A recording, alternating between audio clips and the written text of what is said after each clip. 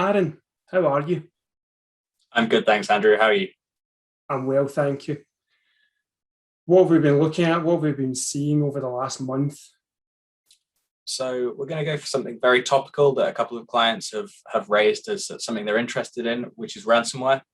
We're going to cover what it is, its impact, and the risk minimization steps you can take to try and secure your business. Fantastic. I think even if I hadn't known what the topic for this briefing was going to be, I think if I'd taken a guess at it, it would have been ransomware. It's, as you say, it's very topical at the moment. And even in the last week, we've seen some very high profile cases involving ransomware attacks around the world. So in terms of a baseline, what do we mean when we're talking about ransomware? So ransomware is a subset of the wider grouping of malware. Essentially, a criminal organization will attempt to gain access to your systems and encrypt your data using a private key. And the only way to recover that data will be to have access to that private key to reverse the files back into their original form.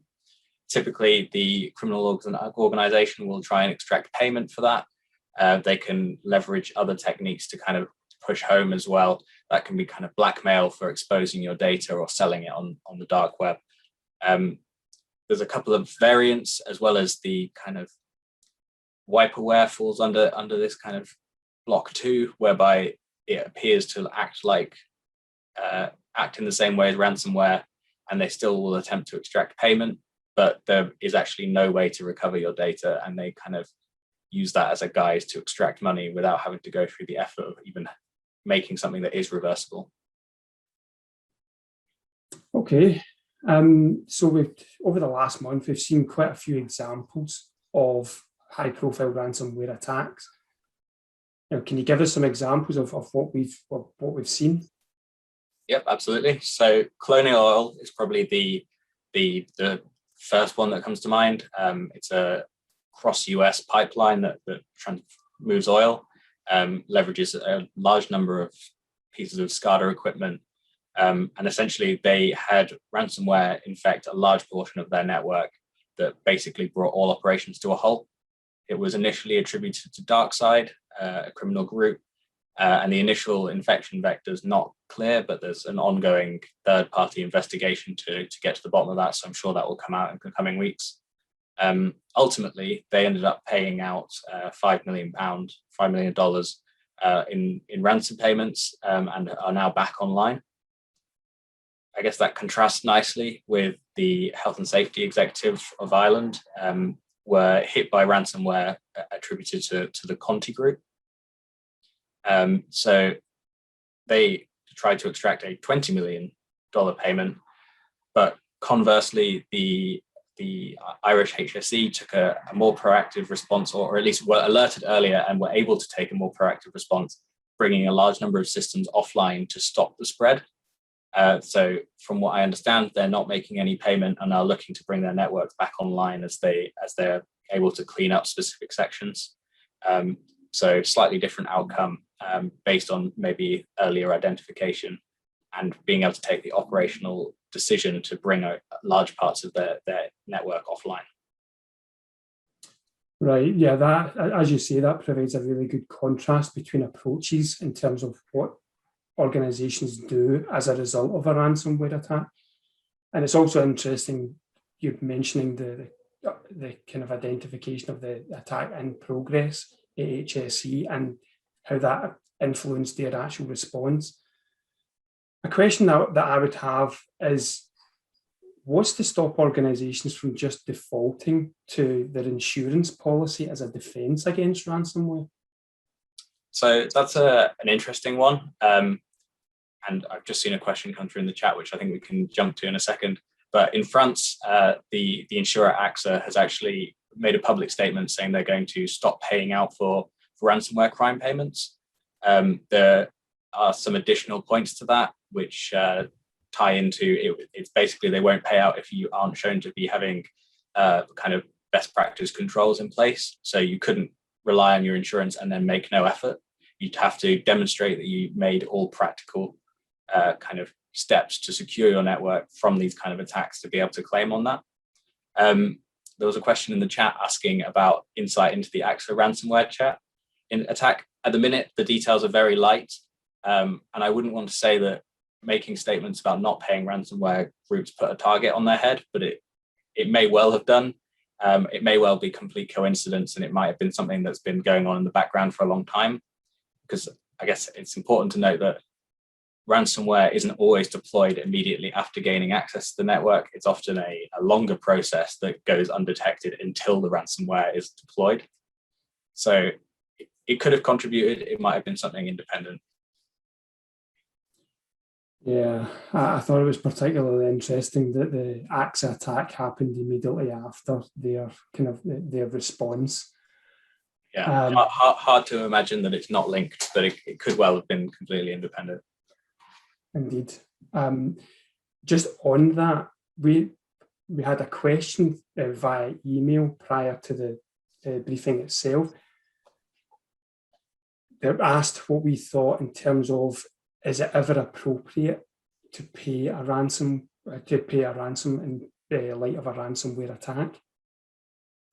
So that's definitely an opinion piece. I would argue that by paying out for ransomware payments, you basically perpetuate the activity.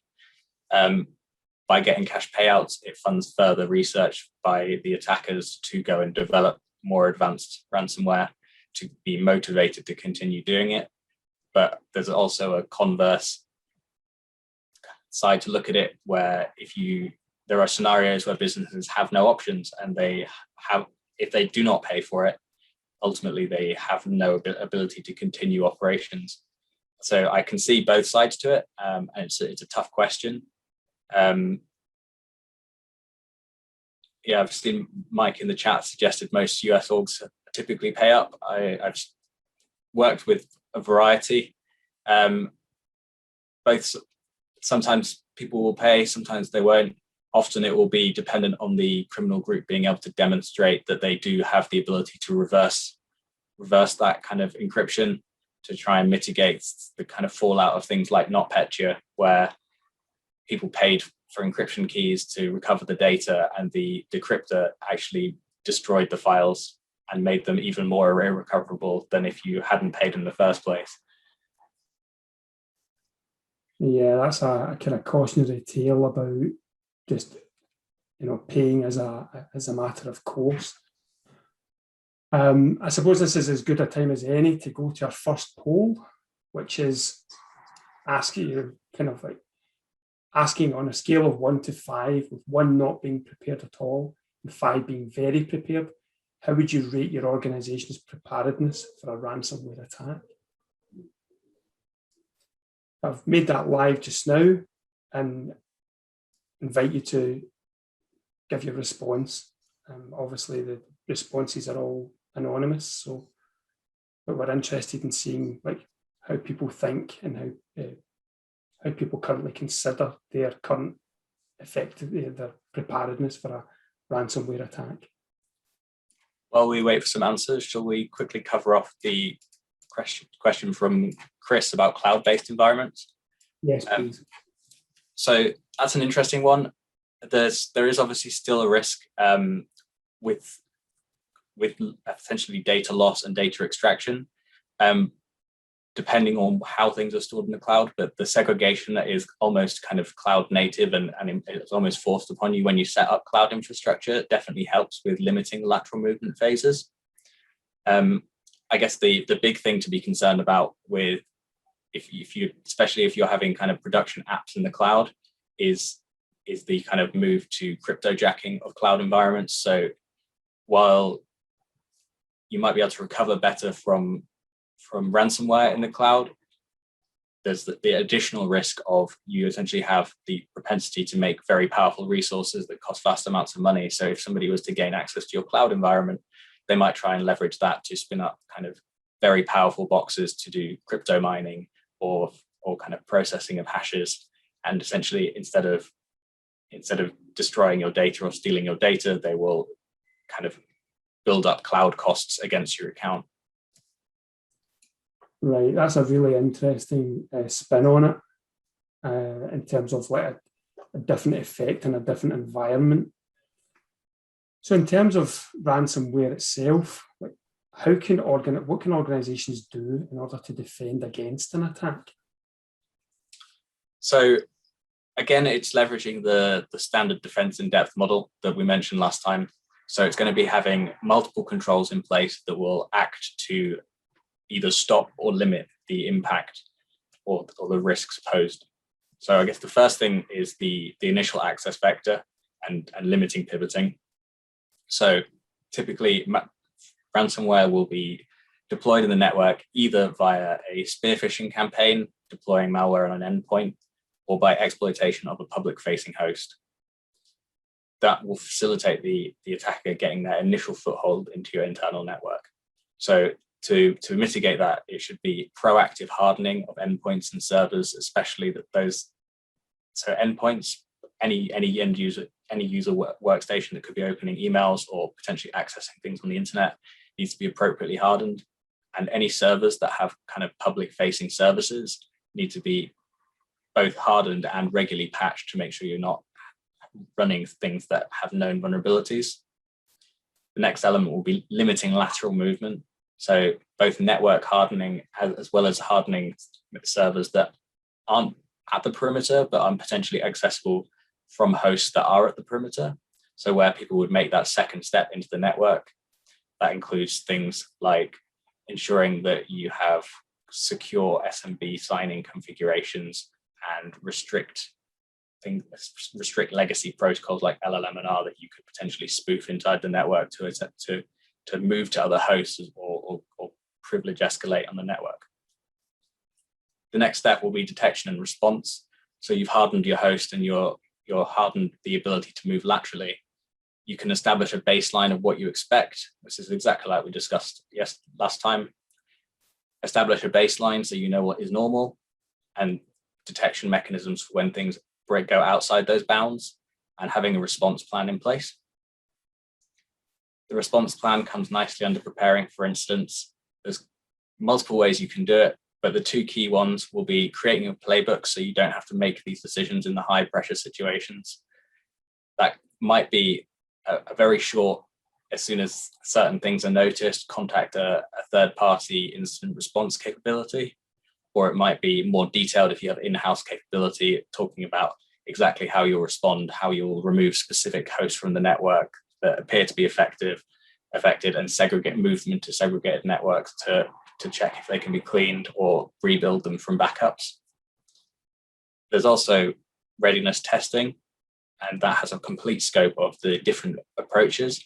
They can be paper-based, whereby you look at the different control points that could be enacted throughout a ransomware attack and look to see and discuss whether processes and controls are in place.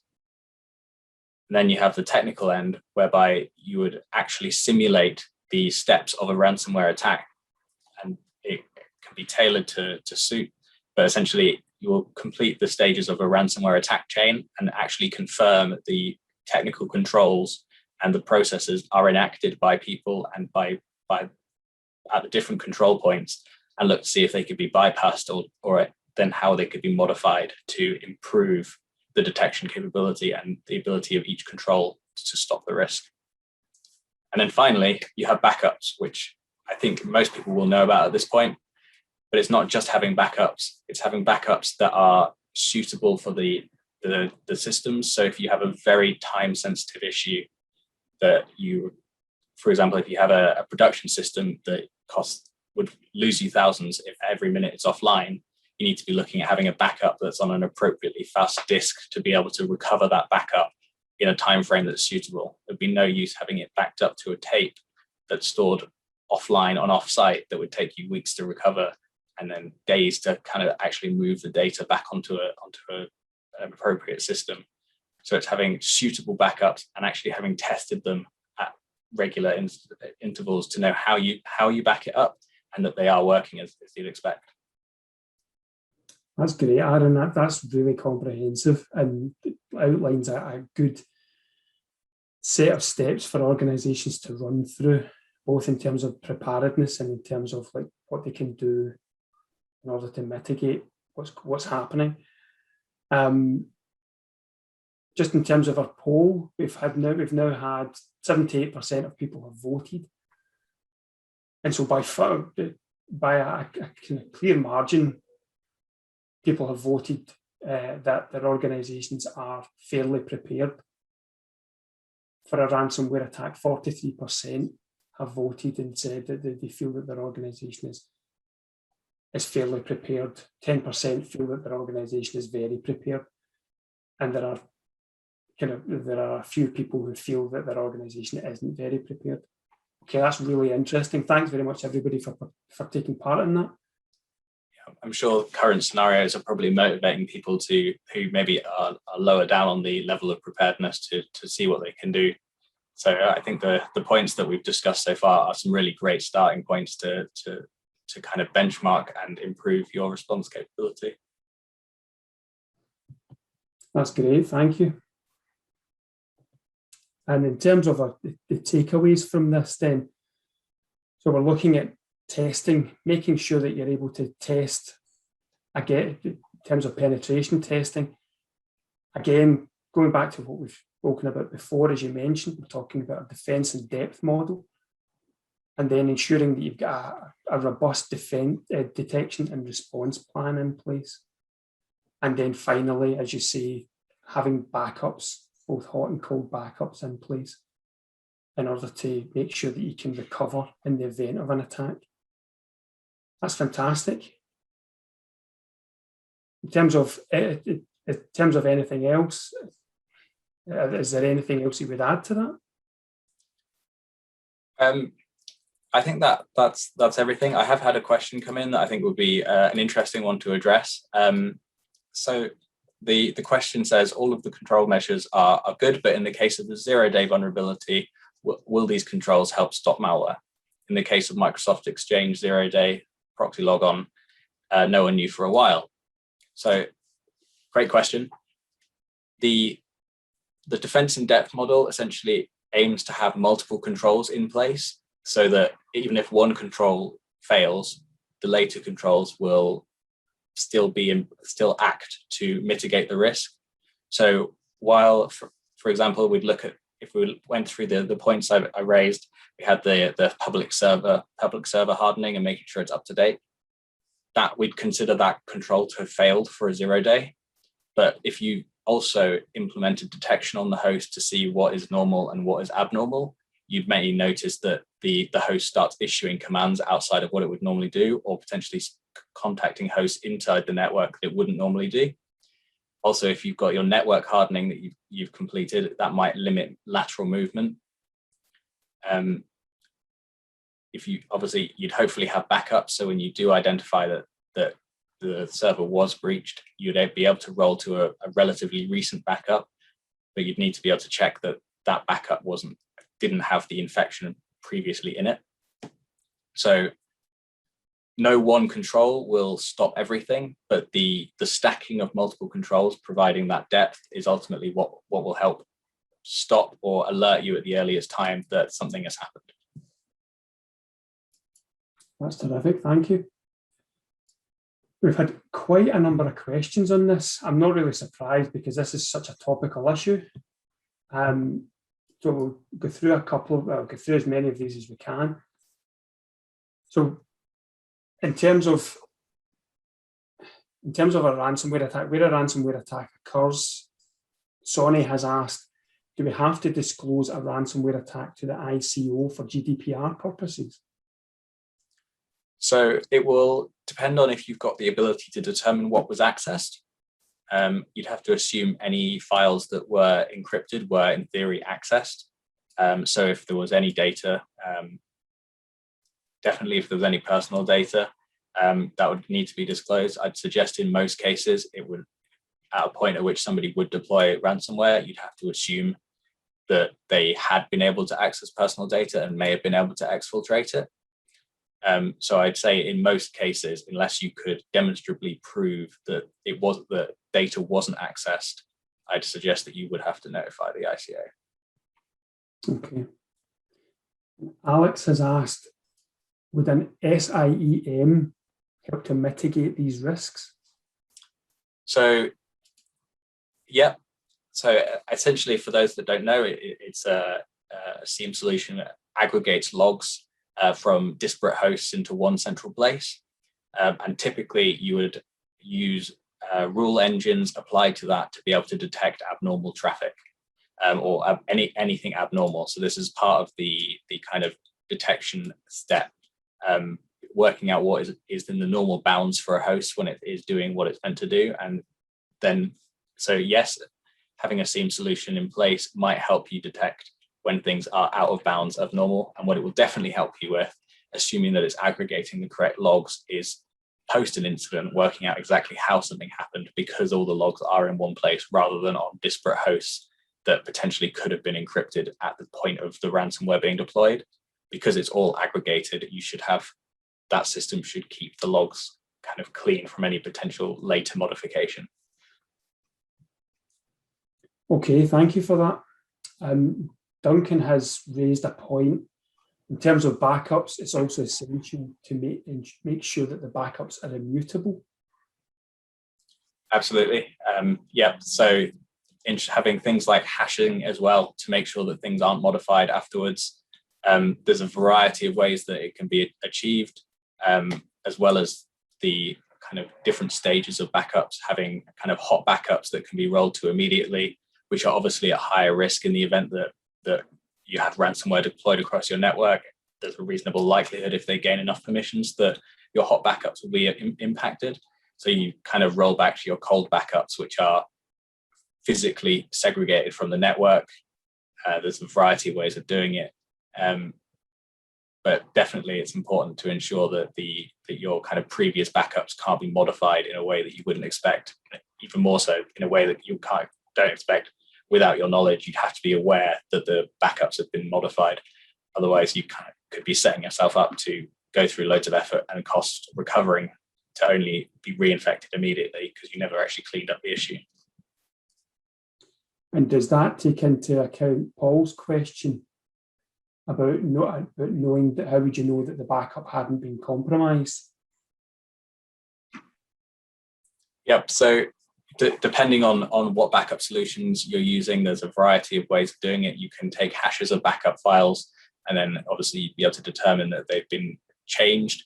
However, you'd have to make sure that your stored hashes of the backup file are also not modified. Storing them in separate places, making sure that access control is appropriate. And other backup solutions will kind of make the files non-modifiable, they'll be read-only.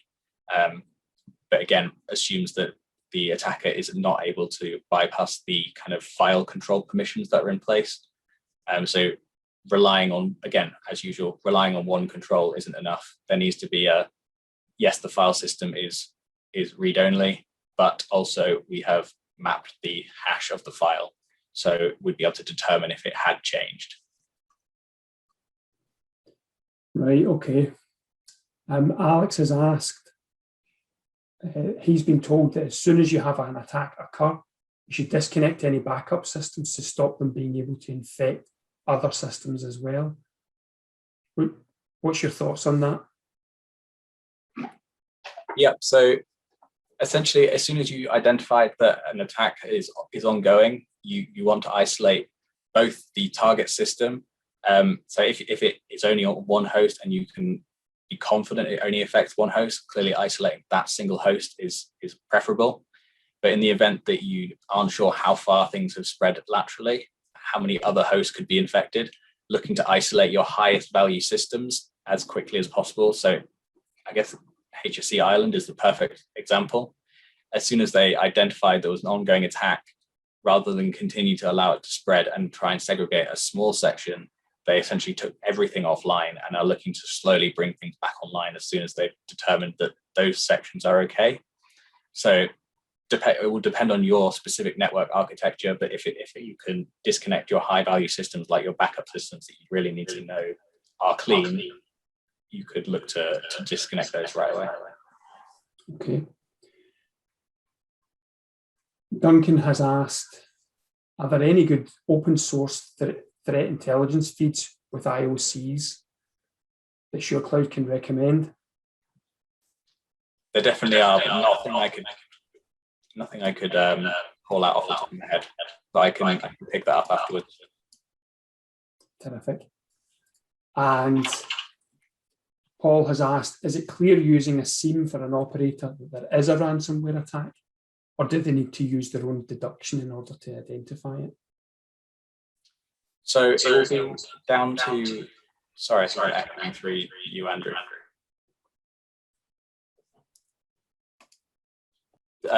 To check, so no, it won't necessarily be clear straight away if you're using a SIEM solution that there's a ransomware attack ongoing. It will be down to what alerts you've implemented, as well as having an understanding of how the attack might proceed. A SIEM solution only kind of aggregates your logs. Your rule sets and rule sets that you import are fundamentally what add the additional value, apart from just having all the logs in one place. So it might be that you can your SIEM solution has the ability to detect large numbers of files being modified concurrently, and that may indicate that there's a ransomware attack ongoing, but it might also indicate that somebody has just happened to have modified lots of files. So there's no kind of guaranteed tie-in.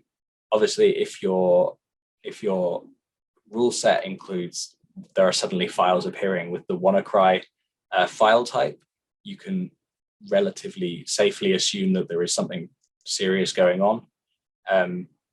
So I guess the value in the SIEM solution is tailoring it for your environment and then building on top of that with detections that will hopefully alert you as soon as possible. Okay, thanks very much. I'm just checking the time here, and I think that's all we have time for this edition. What I would say is that thanks everybody for coming along and for your interest, and for your questions as well. Aaron and I will be back next month with another edition, but until then, be well, stay safe, and we'll look forward to seeing you on the next SureCloud Live Cyber Threat Briefing. Thanks very much.